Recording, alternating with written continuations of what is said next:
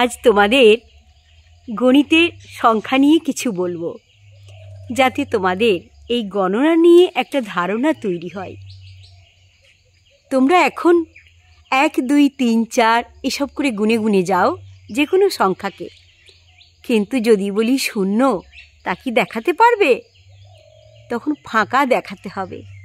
0 মানে কিছুই নয়, অথচ যখন সংখ্যার ডান দিকে বসে তখন কিন্তু প্রতিটি সংখ্যার জন্য তার মান 10 গুণ করে বেড়ে যায়। আমরা এখন এইভাবে সংখ্যা গুনি। তোমাকে যদি বাবা বাজার করে নিয়ে এলো আলু, পটল, বেগুন, সেগুলোকে মা গুনে গুনে বলতে বলে, তুমি বলতে পারবে তো? আগেকারের দিনে এই গণনা কি করে হয় জানো? বেশি আগেও যেতে হবে না, ধরো 55-56 বছর আগের কথা। তখন কিন্তু ছেলেদের গণনা শেখানো হতো এই আঙুল দিয়ে দিয়ে। 1 বলতে গেলে তুমি এই একটা আঙুল দেখাতে, কি দেখাবে? একটা আঙুল, হ্যাঁ। আর 2 বলতে গেলে 2টো আঙুল, 3 বললে 3টে আঙুল, 3টে আঙুল নড়ে চড়ে। 4 বললে কি দেখাবে? এই 4টে আঙুল। আর 5 এইরকম। সেই রকম 10 বললে 2টো হাতে 10টা আঙুলকে দেখিয়ে দেবে। আর 20 বললে 2 হাতের এবং 2 পায়ের সব আঙুলগুলোই লাগবে। আবার গণিত শেখানো হতো তখন হাতের গিরে গুনে গুনে, এতে কিন্তু কিছু ভুল হয় না।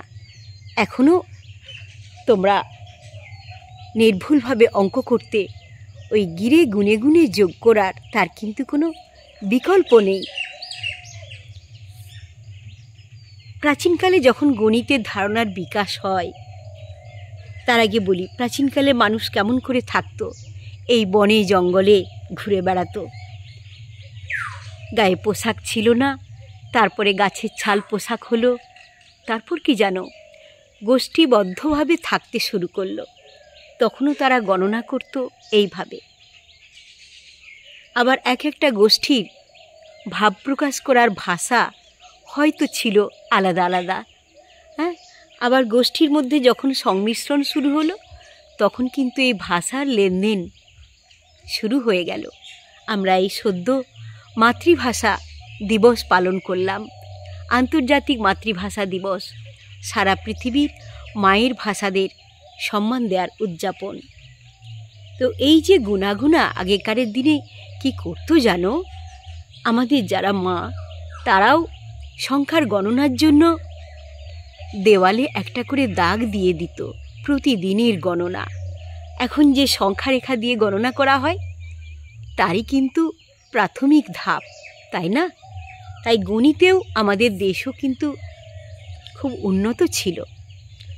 সেই ধারণাই চলে আসছে এখন গণিতের বইয়ের পাতায় সংখ্যা রেখা নিয়ে। এখন তোমাদের সহজ গোনার জন্য বলতে পারি, তোমাদের ক্লাসে কতজন বন্ধু এসেছে গুনে নাও। আর প্রার্থনার লাইনে তোমরা কতজন আছো গুনে নাও। এটা তো তোমাদের প্রতিদিনের কাজ, তাই না?